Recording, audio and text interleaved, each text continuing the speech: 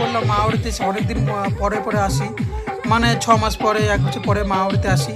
এসে খুব সুন্দর এনজয় করলাম, খুব আনন্দ করলাম, এত আনন্দ করলাম কি বলবো। আর ওরাও খুব খুশি হলো আমাকে পেয়ে, কারণ আমি অনেক দিন পরে গেছি মাওরিতে। ওরাও খুব আনন্দ পেয়েছে। তো বলছে সুধাংশু দাদা তুমি আমাদের সঙ্গে একটু পিকনিক করো, এনজয় করো, খুব নাচ করো। তো আমি ওদের ভাইদের সঙ্গে করলাম, আর বন্ধুদের সঙ্গে খুবই এনজয় করলাম, আনন্দ করলাম।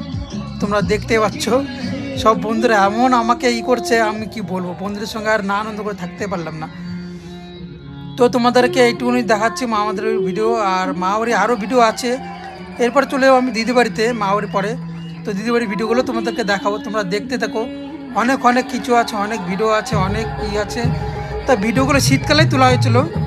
তো এটা মাঘ মাসের দিকে শীতকালে তোলা হয়েছিল। তো আমি শীতকালে পরে আমি আর ছাড়তে পারিনি, আমি কিছু জিনিস আমি চলে এসেছি, মানে কিছু জিনিস আছে, মানে তার জন্য আমি চলে এসেছিলাম বাইরে।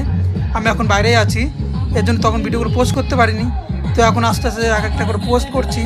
তোমরা মনে কিছু করো না, ভিডিওগুলো দেখতে থাকো, অনেক ভিডিও আছে আমার কাছে, তোমরা দেখতে থাকো, ঠিক আছে? কি সমস্যার জন্য আমি চলে এসেছি, তোমরা দেখতে থাকো ভিডিওগুলো।